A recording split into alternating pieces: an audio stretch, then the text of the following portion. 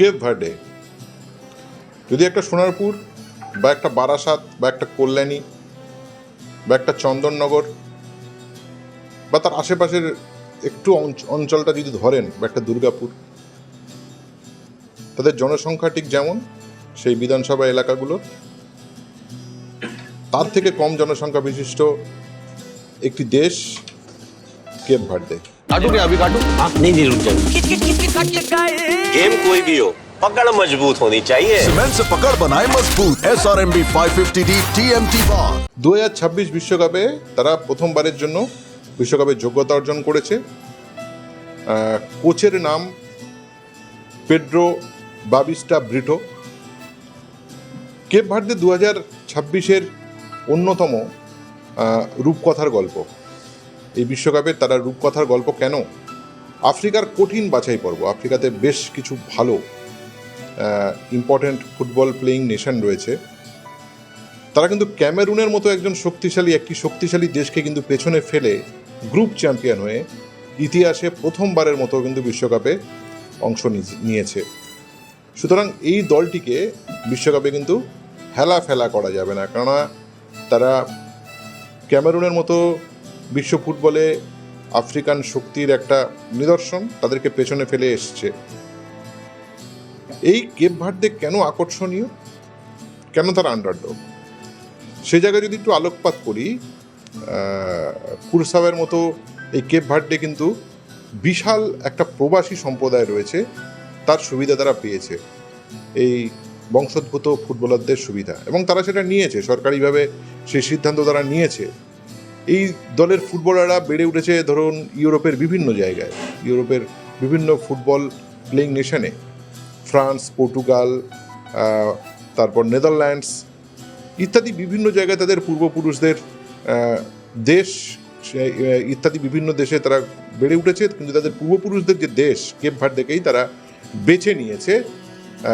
স্বদেশের টানে, নারীর টানে তারা কিন্তু কেপ ভার্দেতেই ফিরে এসেছে। ফলে এই দলটা একটা শক্তিশালী দলে পরিণত হয়েছে। ফলে মাত্র 5 লক্ষ জনসংখ্যার একটি দেশ আজ এই ফিফা বিশ্বকাপের মূল পর্বে এবং একটা আফ্রিকার একটা শক্তিশালী ফুটবল নেশন হিসাবে তারা কিন্তু জেগে উঠেছে। ফলে কেপ ভার্দের দিকে নজর কিন্তু রাখতেই হবে। তারা কিন্তু শুধুমাত্র অংশগ্রহণ করার জন্য আসছে না, বরং তারা কিছু ভালো ফুটবল উপহার দেবে এমন প্রত্যাশা করছে ফুটবল মহল। কোচ বুবিস্তার নাম তো আগেই বলেছি। কোচ বুবিস্তা জাতীয় দলে কিন্তু সাবেক ফুটবলার, তিনি আগে খেলেছেন, এবং এই দলটাকে একটা কঠিন প্রতিপক্ষ হিসাবে গড়ে তোলার মূল কারিগর কিন্তু এই মানুষটি। দলের শক্তি হচ্ছে তার শক্ত রক্ষণ, শারীরিক সক্ষমতা, ফুটবলারদের হাইট, বডি ওয়েট এবং তাদের ক্ষিপ্রতা, সেটা কিন্তু নজর কাড়বে। অন্ততপক্ষে গ্রুপ পর্যায়ের ম্যাচ দেখে সেটাই মনে হয়েছে। দুর্দান্ত দলগত সংগঠন রয়েছে এবং কুইক কাউন্টার প্রেসিংয়ে এই দলটি কিন্তু বেশ পারদর্শী। একটু ডিফেন্সিভ মোডে খেলবে, কিন্তু কুইক কাউন্টার প্রেসিংয়ে তারা যাবে। কোচ বুবিস্তা কিন্তু কুইক কাউন্টার প্রেসিং করেন, বিভিন্ন সাইড ঘেটে কিন্তু এটা দেখা যাচ্ছে। ফলে খুব হালকাভাবে কিন্তু নেওয়া যাবে না। বিশ্বকাপ বাছাই পর্বে তারা নিজেদের মাঠে 5টি ম্যাচ কিন্তু জিতেছে এবং একটিও গোল তারা খায়নি।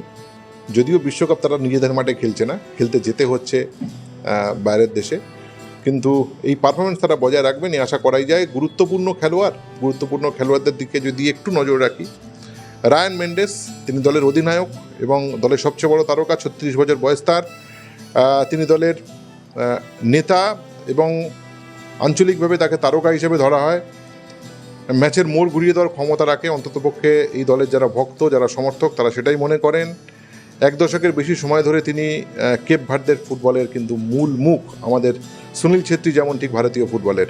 এরপরে যদি দেখি রক্ষণভাগের নেতা রোবার্টো লোপেজ, তাকে পিকো বলা হয়, পিকো নামে তাকে আদর করে ডাকা হয়। আয়ারল্যান্ডে জন্ম নেওয়া এই ডিফেন্ডার কেপ ভার্দের শক্তিশালী রক্ষণভাগের কিন্তু মূল কারিগর। দলের তরুণ প্রজন্মের মুখদের মধ্যে সবচেয়ে ইম্পর্টেন্ট যে মুখটি, তার নাম হচ্ছে ডালিয়ানো লিভামেন্টো।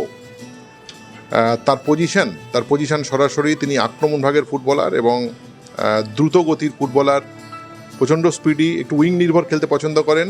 বাছাই পর্বে গুরুত্বপূর্ণ গোল করেছেন এবং ঠিক ইম্পর্টেন্ট সময়ে, যে সময় গোল করার প্রয়োজন হয় তিনি গোল করে দেন বলে কিন্তু তিনি পরিচিত। দলের গোলরক্ষকের যদি কথা ধরি, তিনি অভিজ্ঞ গোলরক্ষক, 40 বছর বয়স। মেসির বয়স 39, রোনাল্ডোর 41, তার বয়স 40। অর্থাৎ একজন অভিজ্ঞ ফুটবলার।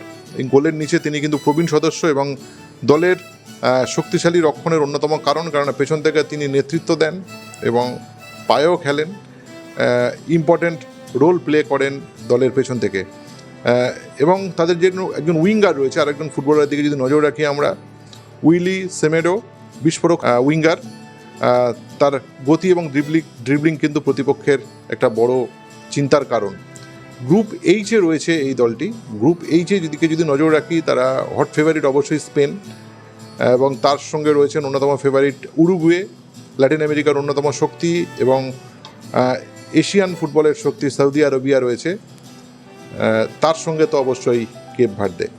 এই গ্রুপ থেকে পরের রাউন্ডে যাওয়া কঠিন অবশ্যই, কেননা খুব ইম্পর্ট্যান্ট কিছু দল রয়েছে। এখানে যদি একটা আধা ম্যাচ এদিক ওদিক পড়ে দিতে পারে কেপ ভার্দে, তাহলে কিন্তু এই ফুটবলের পরবর্তী রাউন্ডের মানচিত্রটা কিন্তু বদলে যাবে।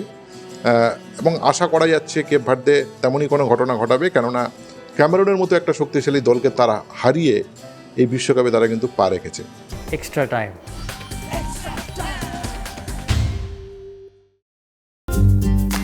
লেটেস্ট নিউজ আর এক্সক্লুসিভ ভিডিওর সঙ্গে আপডেট থাকতে এখনই সাবস্ক্রাইব করুন আমাদের ইউটিউব চ্যানেল। বেল আইকনে ক্লিক করতে ভুলবেন না যেন।